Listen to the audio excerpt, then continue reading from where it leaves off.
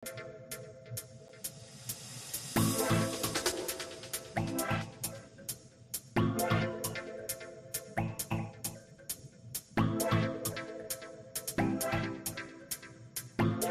up, everybody? It's me, San Martin, and guess what? We're going to get some things going on, and I got a special guest, and I changed Eric into the squirrel.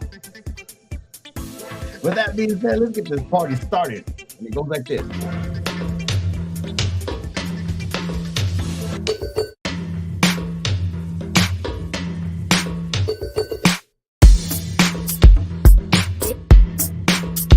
Welcome to the 863 Morning Show with your host, San Martin Rodriguez and Eric Knight.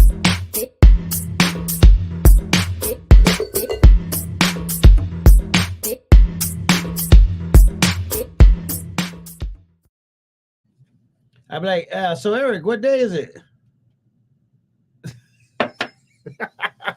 Maybe he'll chime in and let us know. So, guys, today's a pretty big day, and what I want to share with you is that we are going to be giving tickets away to the comedy show that's happening this Saturday, downtown Prescott. We're calling it the Comedy on Whiskey Road. It's going to be happening at the Grand Highland Hotel inside the main hall there, and we would love for you guys to come out. They're $30 value. We're going to go ahead and give up a table of 4, but I need you to comment, like, share, and tag a few people that would love to go see comedy with you, and make sure you don't drag them, because we want people that are wanting to actually go. Today is a pretty big day because we want to talk about a couple of things, and it happens to be about the elections that happened yesterday, and also things that are going to be happening coming soon.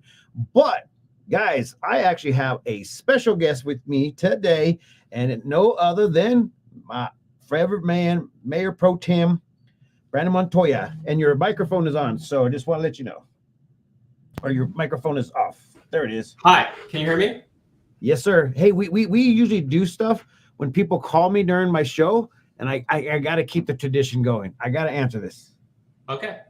Let's see what happens. Hello? Hello? Doggone it, I got caught. Is it spam? Hey, can you say that again? Hello? I'm sorry, what was that?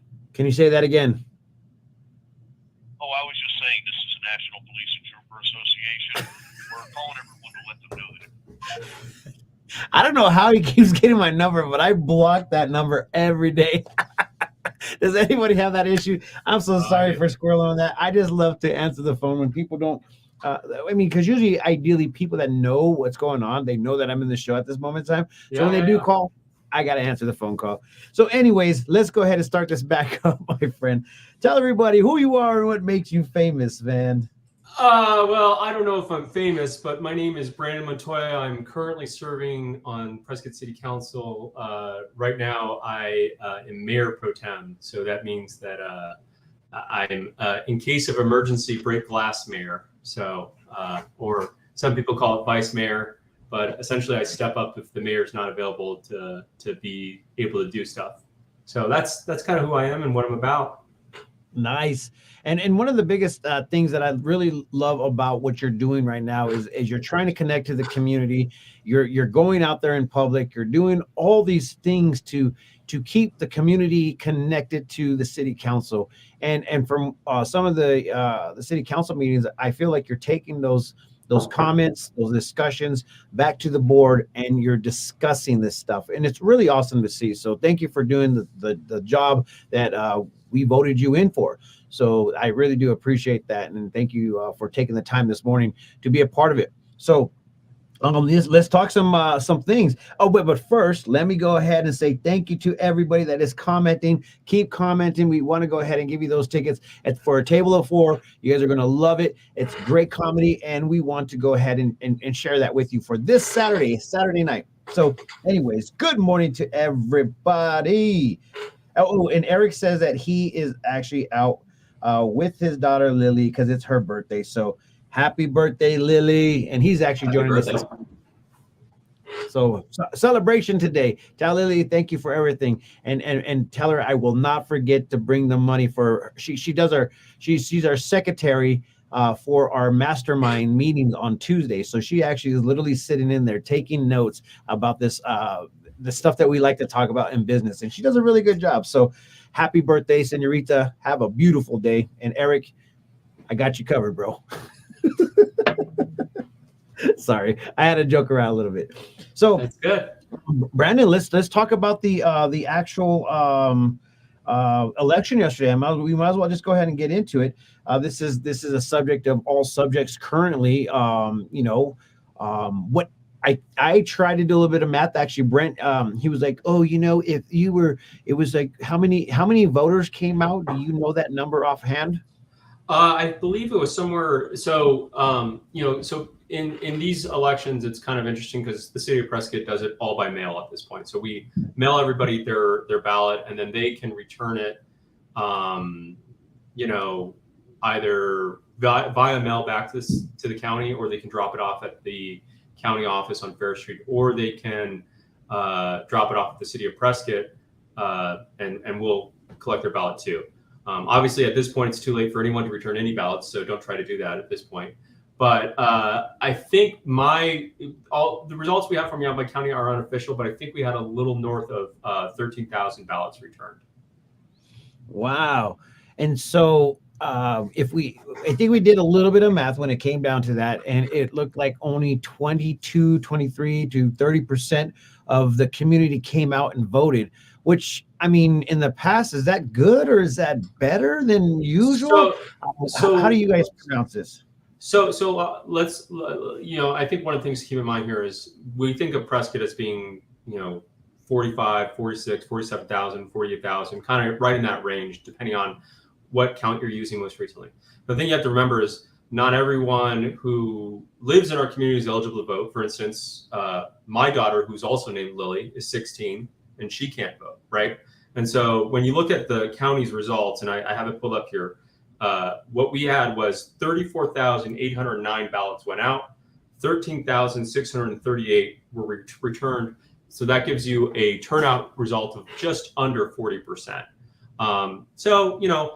Obviously we can always look to have more people return those ballots. And when I ran 2 years ago, we had a mayor that was running for re-election against a challenger. And so in that situation, you're always going to have a little bit more turnout when that happens. This time around, Phil Good was running unopposed. So there was a little less interest in this election, perhaps, than there was in the election that I ran in. But 40%, I think, typically for a local election where this is the only thing that was on the ballot was this election for these council seats. It's actually, generally speaking, that's pretty good engagement. And that's one of the things that I think is great about our community. We do have people who are engaged in the civic process here. I feel like we need a little bit more insight. We can always use more. I mean, that's why I'm out. That's why I'm out there talking to people. That's why I'm here today. More engagement is good.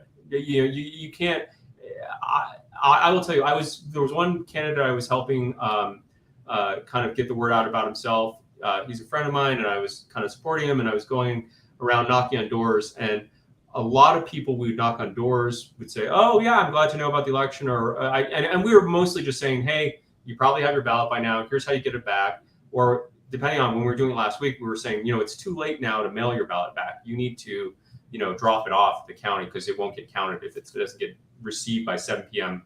yesterday. But I would say 1 in 7, maybe 1 in 8 doors we knocked on that someone answered at, we'd get someone who said, "Yeah, I just don't vote in elections." And it always blows my mind. But there are those out there who just don't vote. Well, I want to really be suggestive on the communication that we have and how important it is for our community to come out and actually say things. So let's just get into the next topic of conversation, because obviously we know that the general plan is up for it's not a debate, but it's up for discussion in regards to what we want to see in the near future. What do you want to see from the community of Prescott about the general plan? Put it all out on the line right now. What do you want the community to do in order for us to go ahead and be a part of this plan? Well,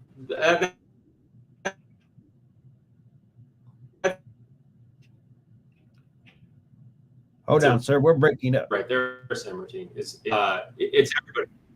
Oh, you got me now? Yeah, I got you now. There you go. You're back. Okay. So what you said is exactly it. It's the community's general plan, right? And I think participation is critical, because if we don't have feedback from people, then it's not an effective plan, right? So I guess the very first thing I would say is get engaged. There's a number of ways you can get engaged. And so if you're not able to get engaged, there's a general plan meeting coming up, open house meeting, and it's also going to deal with the historic preservation master plan as well. And that's going to be on August 30th from 3 to 6 p.m. at the Adult Center on Rosser Street. And so if you can make it on August 30th at, between 3 and 6, it's going to be the type of situation where there's going to be a bunch of tables and stations. You can go and ask questions, learn more about the general plan kind of just broadly. But if you can't make it to that, and I know I've heard from some people who say, well, I work during that time period, or it's just not convenient for me to make it over during that time period, the very next thing you can do is go to a website called Plan, P-L-A-N, Prescott.com. And that will have 2 different surveys that you can engage in. And here's another thing I'll say. There are people who maybe, and I found this out when I was running for office too. I would talk to people who were over by Forbing Park, or maybe who lived in the Mountain Club, and they'd say, oh, I live in the county, I can't vote for you. Well, the general plan is actually, we're looking for insight and feedback from people, whether they live in Prescott, or whether they just work in Prescott, or whether they just shop in Prescott, or they own a business in Prescott. We want your feedback. So some of those questions on the surveys will say, do you live in Prescott? And it's not as if when you answer, no, I don't live in Prescott, we don't want to hear from you, because everybody who lives in Prescott, works in Prescott, does recreation in Prescott, all those folks are stakeholders in our community, and it's really important that we hear from them. And so I'll back up a little bit, San Martin. I'll say the general plan process that we have right now, it's essentially works in 3 phases, right? The first phase we're still kind of coming to an end of, which is the kind of orienting the people that were appointed to this commission to kind of look at all the things that are going on in the city and put it together to have a baseline of information to start from. So they've heard from police department, they've heard from the fire department, they've heard from the Parks and Rec department, they've heard from Public Works, they've heard from all these departments to kind of learn more about what's going on in the community.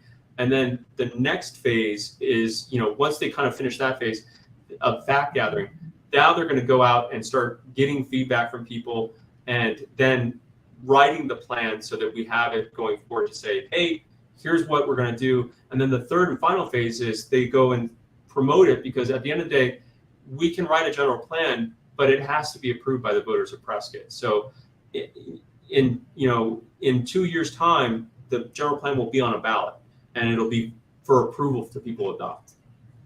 So I got a question for you. It was a question that Eric brought up. So Eric, this is for you, my friend. Who vetted the council members that are on this general plan, and who are they, and where can we find out information onto who these people are and how they actually got their position and job? Okay, so that's great. I will tell you right now. I'll give you a rundown of the people who are on that general plan review committee right now. So the first person is Ted. Hold on, we had a disruption in the force. the disruption in the force. Give it a second; it will come back to it. Okay. So Ted Gambogi is the chair of that. Can you hear me? Yes, can hear you now. Okay. So Ted Gambogi is the chair of the committee. The vice chair is a gentleman named Terry Sapio. Andre Carmen is a member. Mary Frederickson is a member. Ralph Hess, Jim Huffman, James McCarver, Don Michaelman, Rod Moyer, Deborah Thalassides, and Gary Warp. Now, there's 11 folks on that commission. The way it works is, after I was elected, each member of council, because we were in the process of kicking off the general plan, selected and appointed a member to be part of this commission. So right from the get-go, you have 7 members that were each selected by an elected representative. So that was part of the vetting process. And then a couple of the members came from other committees. Like there's there's a member, Ted Gambogi is on that committee because he's a member of Planning and Zoning. Mary Frederickson's on that committee because she's a member of the Board of Adjustments. So, and then I think Jim Huffman or James McCarver, I can't remember which, one of them is on the Historic Preservation Commission that is kind of dealing with that hotel issue right now. So the idea is 11 people on a board is a lot of people, but we try to cast a wide net because we think this is so important that we want to get as much involvement from these people. So each of these 11 folks, in theory, has their own kind of network of community people that they talk to. In addition to that, I serve as a council liaison to this committee, and so does Councilman Eric Moore. So it's a big group. But to be clear, these folks are part of the data gathering process. The input and how this plan is going to be driven is going to largely come from the feedback we get from the community, and the city of Prescott staff are going to be the people who actually draft the document up that's going to go on the ballot. Okay. Now, I mean, obviously, the council members, I guess I wouldn't say assume, but you basically drafted these committee members because you had faith in their abilities to kind of like sit there, and also they had time to go ahead and put into this. As far as like that being vetted, how is the how's the relationship? Are they like in the community more than 4 to 5 years? Have they been in the community like 20 years, 30 years? Do you know that actual that age that they've been here? That's a great question. I don't think there is a single member on this this review committee who has not lived in the city of Prescott for longer than 5 years at this point, and with a good deal of them having lived in this community far longer than that. And it's kind of funny you mentioned that, because there is another election that's going to happen in November. Nobody's running for office in that election because everyone won their seats last night. But there is going to be a charter amendment. There's going to be 11 charter amendments that are going to be on the ballot in November. And in that election, we're going to have one of the potential amendments to the charter is going to say that instead of only having to live in the city of Prescott for 1 year to run for council, it's going to say that you have to live on council. You have to live in the city of Prescott for 3 years before you can run for city council. So, and that's also including the year of you putting in that you're going to run, if I'm not mistaken, right? Yeah. So you have to, and which is a pretty significant commitment to say, hey, and I think one of the people I heard make an argument for it said, if you just move to Prescott, right? And I've lived in Prescott for 28 years. So, I was a kid when I moved here. So to me, I don't know. There's a lot of people who retire here. And I think the idea is that when you retire here, it takes you a year to kind of get settled, another year to maybe start getting integrated, and then another year to really start learning about the community that is Prescott, that is our home, before people can say, okay, yes, I want to throw my hat in the ring and I want to serve our community. And that's important to me. So I think that's the idea behind that amendment. Going from 1 to 3 years, the other side of that argument is that it's a big step up in terms of the length of time. Maybe the same thing could be done with 2 years instead of 3. But, ultimately, the great thing about it is the voters will have a choice in that. Yeah. I mean, it makes a lot of sense to, have people that are invested into the community, that are planting their roots. I mean, it's hands down, it's shown over time after time. Me being here all of my life, I've realized a couple of things is that some people come in here, they have the world for us. And next thing you know, they take from us more than they should. Hence, one of the things that actually did happen was with the Downtown Business Partnership forgot the lady's name, but she embezzled $140,000 of money that was actually supposed to be for our community. And without disregard, she was like, you know what, forget it. I don't care about you guys. And she went ham on it. And I'm still trying to figure out where that information is. I mean, I think she's still going through court dates. Oh, MJ. That's her name. Yeah. Name drop, whatever. But we did a story on that, and the person, she was here for a year, and she wanted to be in the community. I thought that she was doing very, very well. She was very nice and cordial, but at the same time, she was taking out of the cookie jar when nobody was looking. So how as these committees start arising in our community, How do you vet that process in regards to making sure that their interest is the best interest for all of community, not just themselves or who they're trying to feed or whatever it may be like that? How do you guys vet that? And if there is something that they run into, what do you do about it? Do you kick them off the committee and then put another person in, or you put 11 committee members, and if somebody fails, you're just like, oh, that's all right, we still got 10? How does that work? So that's a great question. I think first and foremost, one thing that's probably worth pointing out is that none of the way the city's structured, none of these folks have access to any ability to really commit any sort of monetary malfeasance or fraud. So we're relatively insulated from that concern. But the other thing I would say is the vetting process that exists kind of starts on what we have, which is the boards of committees and commissions. BCC is what it's called, and there are 3 folks from council that sit on that board. One of them is the mayor, Phil Good. The other is Eric Moore, and then the third is Steve Sishka. And so what they do is they kind of do that vetting process. So anytime we have an opening for a board position, folks will submit their application. There's an application process that goes through that, where the city clerk kind of works to vet those people as they apply to be part of a committee. And this is any committee, by the way. This isn't just the general plan review committee. It's whether you want to be on planning and zoning, pedestrian bike and transportation advisory committee, historical preservation. Everyone has to submit an application, and there is some background work that gets into vetting those people. And then what happens is those 3 members of council who sit on the BCC board review each application and really ask themselves, okay, what does this person's application say in terms of how they're worthy of that process? Now, I will say, while I have been on council, we appointed a member of council. Connie can tell me to council. And I've seen some of the other members of council that we have right now, their deliberative process of how they vet people and think about who and how this person best represents our community. And they're very deliberate about it. And so I feel pretty confident that all these folks are saying who is really going to be the best person to be in this role.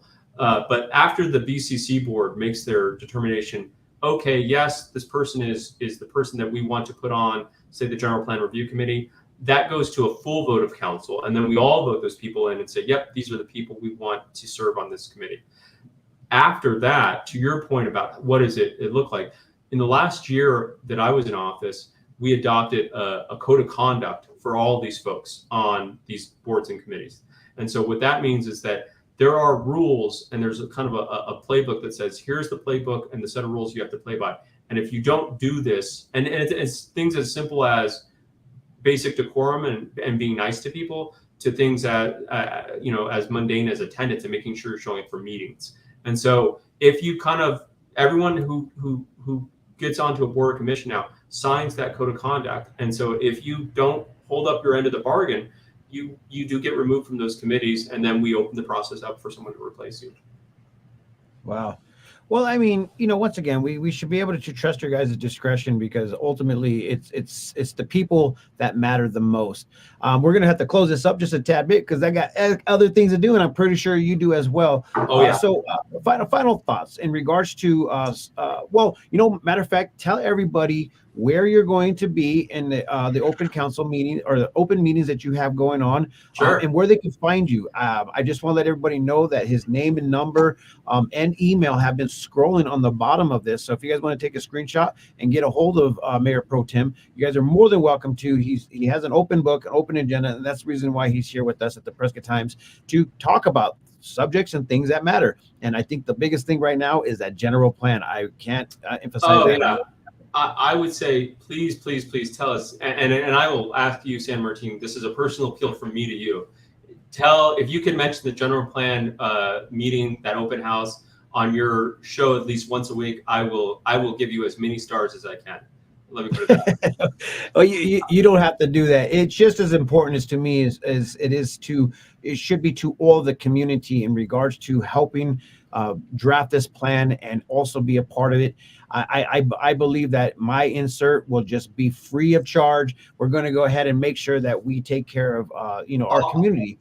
in whole. So we definitely want to help out and spread the news on that one. So General Plan Mania is August 30th at 3 to 6, and it's at the Adult Center, which is on Rosser. So that's the big thing that I want to drive people to. But Saturday, I will be at the Farmers Market from 7:30 in the morning all the way until 12 o'clock. So what I do is I set up a booth there, and people, can come and they can say, hey, here's my question about this, or over here, I think the city needs to put a stop sign, or, I'd like to see a sidewalk over here in front of my street. It's a great opportunity for people to come, and you'll see me there if you come. I have a yellow pad, and there's usually by the middle of the day there, I have a line of people waiting to talk to me, and I just listen and I say, okay, well, what's your big concern right now with the city of Prescott? I take their name. If they're willing to give me it, I'll take their contact information so I can follow up. And then I write down their concern, and then I send all of that information to the city manager, who then disseminates it to the appropriate department. So if you have a concern about a sidewalk or a street or something like that, someone's going to reach out to you and talk to you. But for me, that's something I do once a month right now. Every Saturday, first Saturday of the month, I'm down at the farmers market. And so this coming Saturday at August 5th, I'll be there talking to people. Awesome. Well, I appreciate your time 100%. And once again, guys, reach out to Mayor Pro Tem. And once again, his information is scrolling underneath the bottom. And suggest things, ask things, be more apparent and be more relevant here in the community of Prescott. And once again, I appreciate you, my friend. Eric, do you agree?